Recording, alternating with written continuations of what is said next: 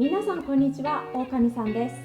今日は先日起きた虫の予感が当たって驚いたこと、そして虫の予感が当たって起きた悲劇と喜劇が混じり合ったような出来事についてお話ししてみたいと思います。それではどうぞご覧ください。私はですね、昔から動物と会話できるアニメの主人公に憧れがあったんですね。なので未来少年コナンのラナちゃんとか、風の谷のナウシカとかジブリ作品にはたくさん登場するじゃないですか。そういう何ですかね、この動物と会話ができる美しい少女みたいなのに憧れがあったわけなんですね。で、詳しい経緯はちょっと忘れたんですが、今年に入ってから妙に私はカラスと友達になりたいと思ったわけです。カラスといえばですよ、ゴミを荒らしたり、近所でも迷惑がられる存在じゃないですか。でもそれと同時にちょっと真っ黒でクールでかっこいい印象もないですか。で、言えばクラスの札付きの不良に密かに私はあなたのこと分かっているわよっていう感じのヒロイン願望みたいなのがあったのかもしれませんね。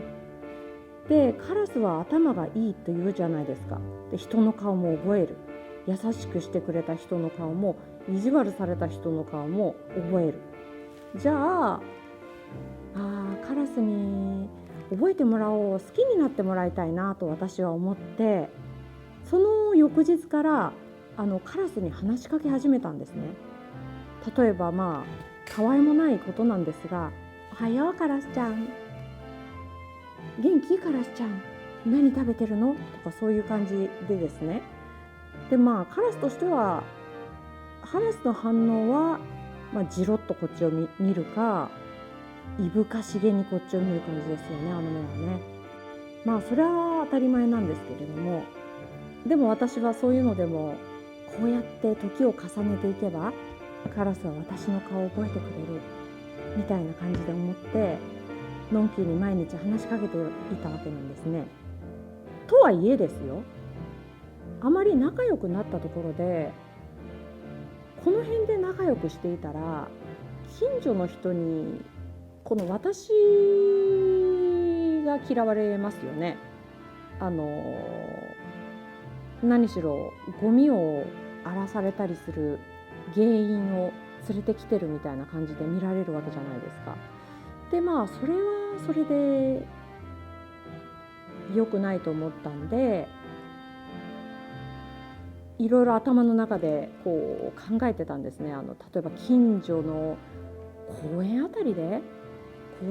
話しかけた方がいいのかなとかいろいろ考えていたわけです。そんな折ですね、私毎週生協から食材を毎週1回生協から食材を届けてもらうんですが、仕事をその最中フルタイムで仕事をしてるので置き配を頼んでるんですよ。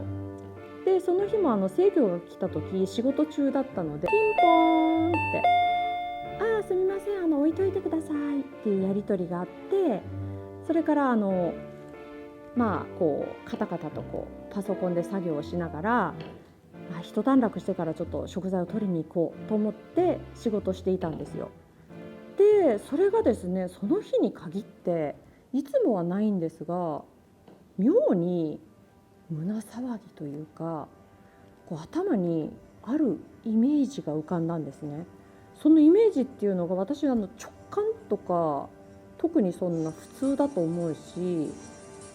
予知能力とかももちろんないですしなんですが、その日に限ってふとカラスっ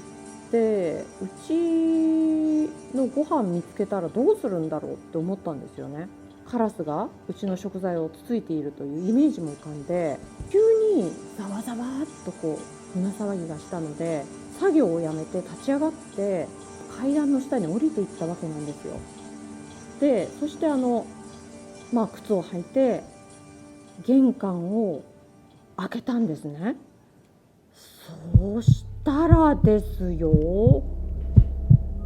もうびっくりしたんですが、開けた瞬間に黒いものがパタパタパタパタって玄関から飛び立っていったんですよ。カラスなんです。でその瞬間もなんか3秒ぐらいだと思うんですが、カラス飛んでゆく、私は床を見る、そして床に散らばる米の粒、米粒が玄関の床の上にパラパラパラパラってこう飛び散って広がっていたんですよ。でもちろんその米粒の元というのが生協が持ってきてくれた米の袋、新しいお米の袋ですよね。そのお米の袋の角が見事に破られて、食い破られて、そこからこう米がこう散らかって周りに散乱していたんですね。それを見た時の呆然自失、まさに呆然自失加減、もう立ち尽くしてしまいました、その場に。でドアを開けてその3秒全てを理解した後に、近所迷惑とかなんかもう吹っ飛んで、やめてって叫んだんですよ。で、カラスがパタパタパタパタいう感じですね。そのもうやめてに私のすべての思いが込められていたと言っても過言ではありません。何をやめてほしかったのか、もちろんその米を食いつぶされるのも嫌ですし、それもやめてほしいですよ。だけどその一方で、この過去何ヶ月間にわたって私がカラスに勝手に一方通行で思っていた、友達になりたいなとか、友達になってもらえるかなとか、そういう自分の何でしょうね、愚かな一方通行な身勝手な思い、それが身勝手と思いながらも、それでもそうしているのが楽しかった日々があったので、それが走馬灯のように頭を巡って、その思いが粉々になる。それも悲しくて、やめてって叫んだんですよね。でカラスは飛び去り、私は立ち尽くし、辺りには米粒が散らばり、そしてしばらくしてから私は現実を知ったわけなんですよ。悲しい現実ですよ。カラスは私を好きじゃないというか、どうでもよいと思っているというか、今はもうむしろですよ、せっかく見つけた餌を奪った邪魔者ぐらいに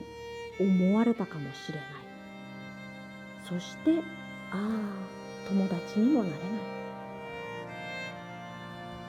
もうそんな思いがこうぐるぐるぐるぐると頭の中を渦巻いて、としばし呆然として、それからようやく重い腰を上げて、ほうきとちりとりを持ってその玄関を掃除したんですね。そしたらもう聞こえてきましたよね、カラスの鳴き声がって聞こえてきましたよね。あの声なんて言ってたんでしょうね。鳥の言葉が分かったらぜひ知りたかったです。あの時カラスは何と言っていたのか。もう動転するぐらいのこと言ってたかもしれないですね。バーカバーカとかね。でもなんか本当そんな感じのやるせない切なさを感じて思ったわけなんですね。これちょっと振られたなと、そんな振られたなと思ったような切ないエピソードです。でまだ私の中でちょっと傷ついた気持ちがあるので、もうその日からカラスを見ると胸が痛むんですよね。って私を振った人じゃないですけど、もうなんかこう振られた恋人を思い出したような胸の痛みを感じます。という感じで実際に起きた2週間前に実際に起きたちょっとしたエピソードを今日はお話ししました。またこのようなエピソードいろいろありますので、失敗の多い人生ですので、またお話しできればと思います。それではまたね。チャンネル登録もしよかったらよろしくお願いします。いいねボタンもぜひよろしくお願いしますね。それではさようなら。